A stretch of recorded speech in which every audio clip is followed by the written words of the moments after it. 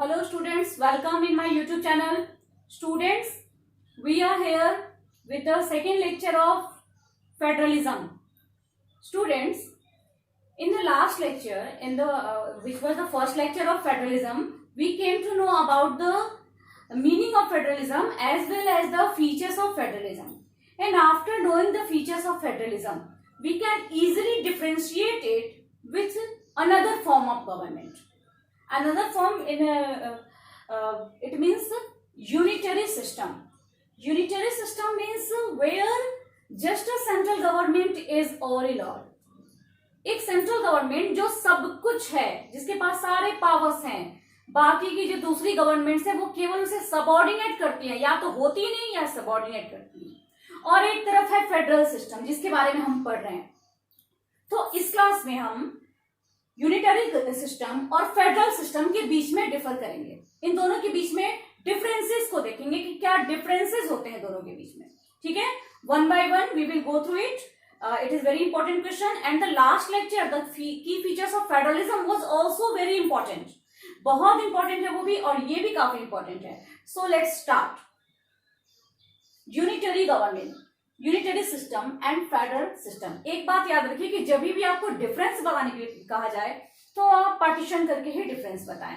इससे एग्जामिनर बहुत ही उसे बार बार एक एक चीज को नहीं देखना पड़ता, वो समझ जाता है कि हाँ ये जो पॉइंट है ये इस सिस्टम का है और ये जो पॉइंट है वो इस सिस्टम का है. ठीक है, स्टार्ट करते हैं हम. Only one level of government और the sub units are subordinate to the central government. Unitary system में क्या होता है, केवल एक ही लेवल होती है गवर्नमेंट की, या तो केवल एक ही लेवल होती है गवर्नमेंट की, या फिर जो दूसरे यूनिट्स होते भी हैं वो सेंट्रल गवर्नमेंट को सपोर्ट करने के लिए होते हैं, सेंट्रल गवर्नमेंट के ऑर्डर के हिसाब से शासन चलाने के लिए होते हैं. ठीक है, जबकि इन फेडरल सिस्टम 2 और more levels of government are there. Federal system में 2 या 2 से ज्यादा लेवल ऑफ गवर्नमेंट होते हैं. मैं आपके लिए इस बोर्ड को थोड़ा खाली छोड़ रही हूं ताकि आप एक नजर इन पॉइंट्स को देख लें. So students, this is the federal system जिसमें 2 या 2 से ज्यादा लेवल्स होते हैं गवर्नमेंट के, क्योंकि हम जानते हैं कि फेडरलिज्म में हमेशा पावर डिवाइड होता है सेंट्रल गवर्नमेंट और दूसरी गवर्नमेंट्स के बीच में, यानी गवर्नमेंट का लेवल होना ही होना है वहां पे. ठीक है, नेक्स्ट पॉइंट हम देखते हैं unitary system. Central government can pass orders to provincial और लोकल गवर्नमेंट. नेचुरली जब प्रोविंशियल गवर्नमेंट या लोकल गवर्नमेंट बस सेंट्रल गवर्नमेंट को सबऑर्डिनेट करने के लिए है तो निश्चित रूप से सेंट्रल गवर्नमेंट इनको ऑर्डर भी दे सकती है ना. सेंट्रल गवर्नमेंट प्रोविंशियल या लोकल गवर्नमेंट को ऑर्डर भी दे सकती है, लेकिन in the federal system the central government can not order to state government to do something. लेकिन फेडरल सिस्टम में सेंट्रल गवर्नमेंट लोकल या फिर स्टेट गवर्नमेंट को ऑर्डर नहीं दे सकती कि आप ये करो, आपको करना ही है. ऑर्डर और इंस्ट्रक्शन में डिफरेंस होता है. जब ऑर्डर होता है इसका मतलब वो हमें करना ही करना है. ऑर्डर देने वाले ने राइट से ऑर्डर दिया है, उसके अधिकार के हिसाब से ऑर्डर दिया, वो हमें मानना ही है, उसे हमें ओबे करना ही होगा. नहीं ओबे करेंगे तो उसके लिए हमें पनिशमेंट मिल सकती है. लेकिन जब इंस्ट्रक्शन होते हैं, डायरेक्शन होता है, एडवाइजरी होती है, तो वो फिर हमारे इच्छा पे हो जाता है कि हम उसको कितना फॉलो करना चाहते हैं. ठीक है, तो यहां पर है कि सेंट्रल गवर्नमेंट फेडरल सिस्टम में स्टेट गवर्नमेंट को कुछ करने के लिए ऑर्डर नहीं दे सकती. दूसरा हम देखते हैं नेक्स्ट पॉइंट कि यूनिटरी सिस्टम में अब क्या होता है. देखिए मैं एक बार रिपीट कर रही हूं उसको, ये आप ध्यान दीजिएगा. ठीक है, एक बार फिर से हम इसको रिपीट करते हैं, रिवाइज करते हैं. यूनिटरी सिस्टम में क्या है, only one level of government, या फिर या तो केवल एक लेवल होगी गवर्नमेंट की, या फिर जो भी गवर्नमेंट होगी वो सबऑर्डिनेट करेंगी सेंट्रल गवर्नमेंट को. जबकि फेडरल सिस्टम में क्या है, 2 या 2 से ज्यादा लेवल होंगे ही होंगे गवर्नमेंट के.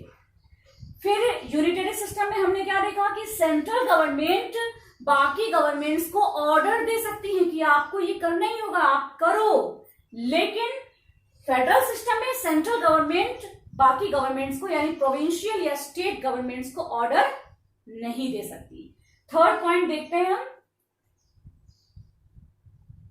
The central government is the supreme. यहां क्या होता है, यहां सेंट्रल गवर्नमेंट ही सुप्रीम है, सब कुछ सेंट्रल गवर्नमेंट ही है, ठीक है। लेकिन फेडरल सिस्टम में क्या है, state government has powers of its own for which it is not answerable to the central government. यहां है यूनिटरी गवर्नमेंट में कि सेंट्रल गवर्नमेंट ही सुप्रीम है, और अगर स्टेट गवर्नमेंट को कुछ थोड़े बहुत राइट्स हैं भी, तो ये वही राइट हैं जो सेंट्रल गवर्नमेंट ने ही दिए हैं स्टेट गवर्नमेंट को कि आप ऐसा कर सकते हो, आपको ये राइट हम लोग दे रहे हैं। लेकिन फेडरल सिस्टम में क्या है, फेडरल सिस्टम में स्टेट गवर्नमेंट के पास भी कुछ ऐसे राइट्स होते हैं जिसके लिए उसे सेंट्रल गवर्नमेंट को कोई भी जवाब नहीं देना पड़ता। अब इसको एग्जांपल से समझो। यूनिटरी सिस्टम में क्या है कि जो सेंट्रल गवर्नमेंट है, जो केंद्र सरकार है, उसने कोई आदेश दे दिया, वो मानना ही मानना है स्टेट गवर्नमेंट को, राज्य सरकार को। अगर राज्य सरकार को कुछ अधिकार थोड़े बहुत मिले भी हैं, तो वो वही अधिकार मिले हैं जो केंद्र सरकार यानी कि सेंट्रल गवर्नमेंट ने खुद दिए हैं कि हाँ आप इससे ये अधिकार आपको दे रहे हैं, आप इसको एंजॉय कर सकते हैं, ठीक है, आप इसको एंटरटेन कर सकते हैं, आप इस डिसीजन को अपने हिसाब से ले सकते हैं। ये भी इन्हीं की मर्जी से हो रहा है, यानी सेंट्रल गवर्नमेंट की मर्जी से ही हो रहा है। लेकिन फेडरल सिस्टम में क्या है कि स्टेट गवर्नमेंट के पास अपने राइट्स होते हैं और ये कॉन्स्टिट्यूशन के द्वारा दिए गए होते हैं। जैसा कि आपको याद होगा, फेडरलिज्म के फीचर्स में हमने पढ़ा था कि इसके अपने ज्यूरिडिक्शंस होते हैं, और ये सभी ज्यूरिडिक्शन कॉन्स्टिट्यूशन गारंटी के हिसाब से देता है। तो इसलिए स्टेट गवर्नमेंट के पास अपनी पावर होती है, और इसे यूज करने के लिए उसको सेंट्रल गवर्नमेंट से न पूछना पड़ता है, न किसी बात की सफाई देनी पड़ती है, ठीक है। तो स्टूडेंट्स, ये था differences between unitary system and federal system. बहुत ही आसान था और बहुत ही इंटरेस्टिंग है।